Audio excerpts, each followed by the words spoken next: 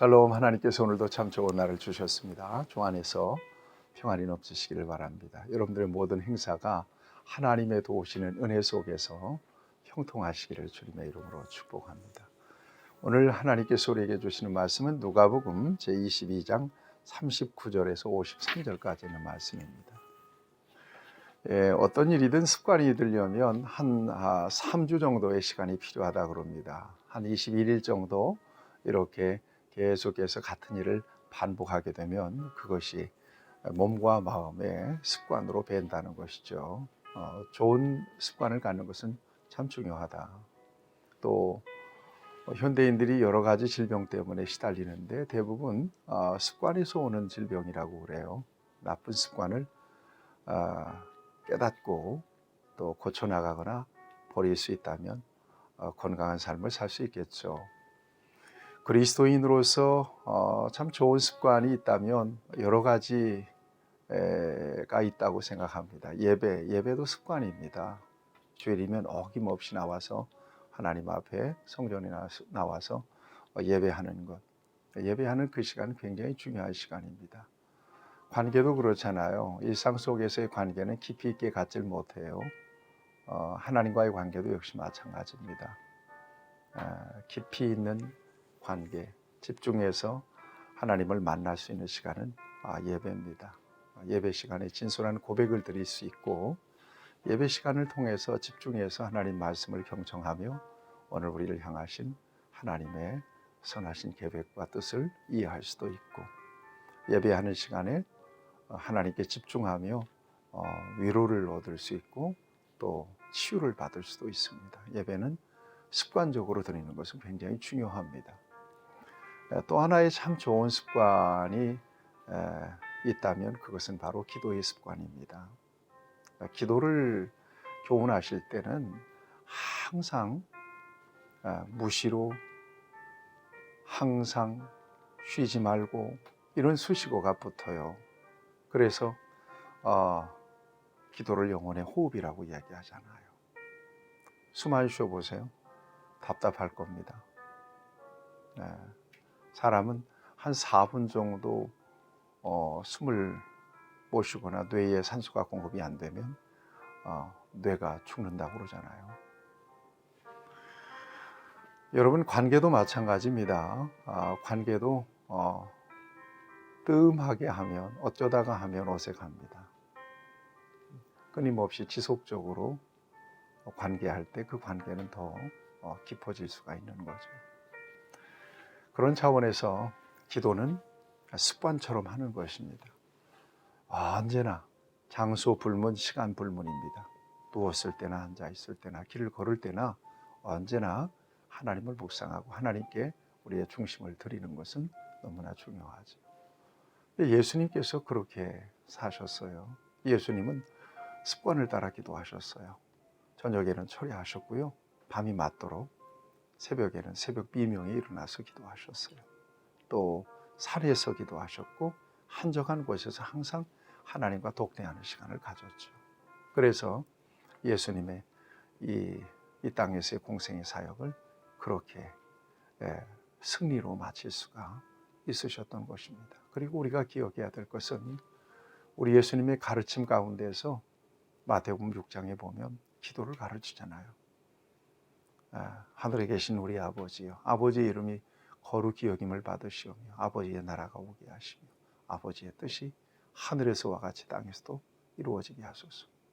오늘 우리에게 일용할 양식을 주시고 우리가 우리에게 잘못한 사람을 용서하여 준 것 같이 우리 죄를 용서하여 주시고 우리를 시험에 빠지지 않게 하시고 다만 악에서 구하소서. 나라와 권능과 영광이 영원히 아버지의 것입니다. 여러분, 어떻게 기도할까를 잘 모르신다면 이 주기도문을 앞세워서 기도하세요. 기도의 중요한 모델입니다. 모범입니다. 하늘에 계신 우리 아버지. 저는 그렇게 기도합니다. 하나님은 하늘에서만 계시는 게 아니잖아요. 저는 바꿔서 내 안에 계신 주님, 또 우리 교회와 함께 하시는 주님, 이곳에 계신 주님, 아버지의 이름이 거룩히 여겨지기를 바랍니다. 나를 통해서, 내 가정을 통해서, 내 교회를 통해서, 이 민족을 통해서 아버지의 나라가 오게 하시길 바랍니다. 아버지의 완전한 통치가 내 안에서 이루어지기를 바랍니다. 그렇게 풀어서 기도합니다. 여러분, 기도로 승리하는 삶이 가능합니다. 기도를 통해서 하나님의 자녀의 권세를 누릴 수 있어요.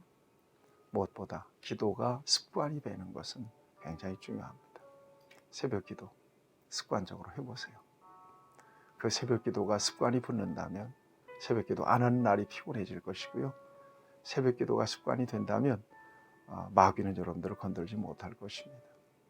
여러분들에게 놀라운 승리를 하나님이 주시고 복의 문을 여실 것입니다. 오늘 본문 말씀을 보면 우리 예수님께서 감람산에 오르셔서 겟세마니에서 최후의 기도를 드리시는 모습을 우리에게 보여주고 있습니다. 제자들에게 뭐라고 말씀하세요? 이 39절 말씀을 보면 예수님께서 나가사 습관을 따라 그랬어요. 습관을 따라 기도하셨어요. 감람산에서 기도하시죠. 그리고 40절에 보면 이렇게 제자들에게 권면하십니다. 그곳에 이르러 그들에게 이르시되 유혹에 빠지지 않게 기도하라 하시고 시험에 빠지지 않게 기도하라. 이 시험과 기도가 유혹과 기도가 이렇게 물려 있습니다. 어느 곳에서는 낙심과 기도를 물려놓으셨고요. 또 어느 곳에서는 염려와 기도를 묶어놓으셨어요. 염려, 낙심, 시험. 이건 모두 다 기도로 이길 수 있다는 것입니다. 여러분, 유혹과 모든 시험은 기도로 이겨낼 수 있어요. 어떤 종류의 유혹과 시험이든지. 제자들에게 말씀하세요. 그리고는 돌 던질 만큼의 거리에서 우리 예수님께서 기도하세요. 간절히 기도하시되 예수님이 어떻게 간절히 기도하시는지 44절은 이렇게 예수님의 기도하시는 장면을 우리에게 증거해 주고 있습니다. 예수께서 힘쓰고 애써 더욱 간절히 기도하십니다. 힘쓰고 애써 더욱 간절히 집중해서 하나님 앞에 기도하는데 그렇게 기도할 때 땀이 땅에 떨어지는 핏방울 같이 되었다는 거예요. 모세 혈관이 터져서 이 땀샘에서 피가 났다는 것입니다. 그 정도로 하나님께 집중해서 기도하셨다는 이야기입니다. 사랑하는 여러분, 예수님이 이렇게 기도하셔서 십자가의 고난의 쓴 잔을 마시고 저와 여러분들을 구원하신 거예요. 여러분, 어떤 일이든 기도가 빠지면 그 일이 하나님의 일이 될 수는 없습니다. 기도가 앞서지 않은 것이 하나님 편에서 성공할 수는 없어요. 여러분, 기도하실 수 있어야 됩니다. 정말 힘쓰고 애써 더욱 간절하게 기도하셨던 예수님이 이렇게 기도를 하셨다면 저와 여러분들은 두말할 것도 없습니다. 자, 그런데 오늘 본문 말씀을 보면 우리 예수님께서 어떻게 기도하셨는지를 보여줍니다. 어떻게 기도하셨는지. 뭐라고 기도하시는가 하면 여러분 42절 말씀입니다. 42절 말씀입니다. 이르시되 아버지여 만일 아버지의 뜻이거든 이 잔을 내게서 옮기시옵소서. 그러나 내 원대로 마시옵고 아버지의 원대로 되기를 원하나이다 하시고 그랬어요. 이게 예수님의 기도의 제목이에요. 내 뜻을 관철시키려고 하는 것이 기도가 아닙니다. 그건 기도가 아닙니다.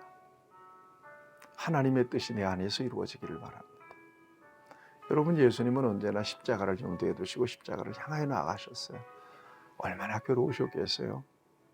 할 수 있으면 이 잔을, 고난의 쓴 잔을 내게서 지나가게 해달라고 하나님 앞에 구하기도 했잖아요. 그러나 궁극적으로 십자가의 고난의 쓴 잔을 마시는 것이 하나님의 뜻이었어요. 그 뜻을 확증하고 결정합니다. 그러겠습니다. 하나님의 뜻대로 이 고난의 쓴 잔을 제가 마시겠습니다. 그리고는 기도를 마치세요. 여러분, 하나님의 뜻을 구하는 기도, 또 하나님께서 그렇게 기도하셔야 하셨다면 그 기도가 어떻게 이루어지든지 간에 하나님의 그 선하신 계획과 뜻 안에서 이루어진 결과를 받아들일 줄 아는 그런 사람이 그런 것이 중요합니다. 어찌하여 내 뜻대로 안 됐습니까? 어떻게 이렇게 안 됐습니까?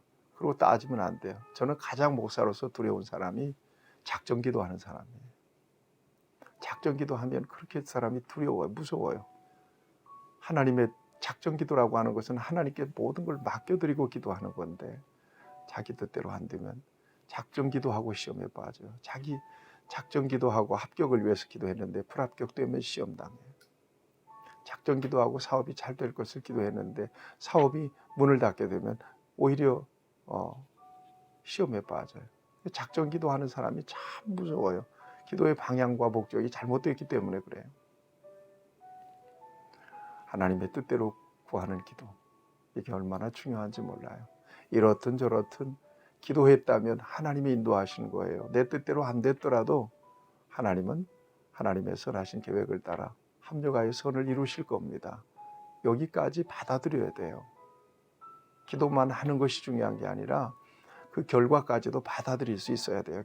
진정으로 기도했다면 하나님의 뜻을 구하는 기도가 이처럼 중요합니다. 그런데 제자들이 와서 보니까 자고 있어요. 그래서 46절에 또 말씀하십니다. 어찌하여 자느냐? 시험에 들지 않게 일어나 기도하라. 깨어서 기도하라고 말씀하고 있습니다. 여러분, 시험에 빠지지 않기 위하여 기도하셔야 돼요. 예수님을 부정하지 않고 영적 생활의 리듬을 잃어버리지 않기 위해서 기도해야 돼요. 사탄은요, 교묘합니다. 아주 사소한 것 같고 마음을 무너뜨려요. 감정도 상하게 만들고 말씀도 듣기 싫고 교회도 가기 싫게 만들고 뭐 이런 별짓 다 합니다. 사탄은요. 예. 여러분, 이 마귀의 본세를 여러분 기도로 이기셔야 돼요. 마귀와 만나면 맞서 싸워라. 그러면 너희를 피하리라. 야고보 4장 7절. 우는 사자처럼 마귀는 삼킬 자를 찾는다고 그랬어요. 하나님을 가까이 하며 굳건 믿음으로 하나님 앞에 기도할 때 마귀는 물러가요. 성도가 무릎 꿇는 것을 마귀는 가장 두려워하죠. 새벽기도 나가서 기도하고 철야기도 하면서 여러분 영적으로 늘 승리하실 수 있게 되기를 축복합니다. 자, 그러자 그 순간에 이제 가룟 유다가 와서 예수님께 입을 맞춰요. 47절을 보면 48절을 보면 입을 맞춰요. 그러자 예수님과 함께한 제자 중 하나가 베드로라고 다른 병행 규절에서는 말씀하고 칼을 빼서 말고 이 제사장의 종의 귀를 잘라냅니다. 칩니다. 그러자 귀가 떨어져요. 우리 예수님께서 어떻게 하시죠? 예수님께서 그 귀를 붙여주시고요. 고쳐주시고 그렇게 말씀하시는 말씀 저와 여러분들이 중요하게 들어야 됩니다. 51절 말씀입니다. 예수께서 일러 이르시되 이것까지 참으라 하시고 그 귀를 만져 낫게 하시더라. 여러분들 마음으로 따라서 하세요. 이것까지 참으라. 이것까지 참으라. 다시 따라서 하세요. 이것까지 참으라. 여러분, 충분히 예수님의 제자들로서 칼을 빼서 예수님을 결박하려고 하는 자들을 대적할 수도 있었을 것이고 상황적으로 보면 칼을 뺄 수 있는 상황입니다. 그럼에도 불구하고 예수님 말씀하세요. 이것까지 참으라. 인내, 성도의 견인, 이건 굉장히 중요합니다. 결국 상황 불문하고 은혜를 쏟아버리는 유일한 방법은 참지 못하는 거예요.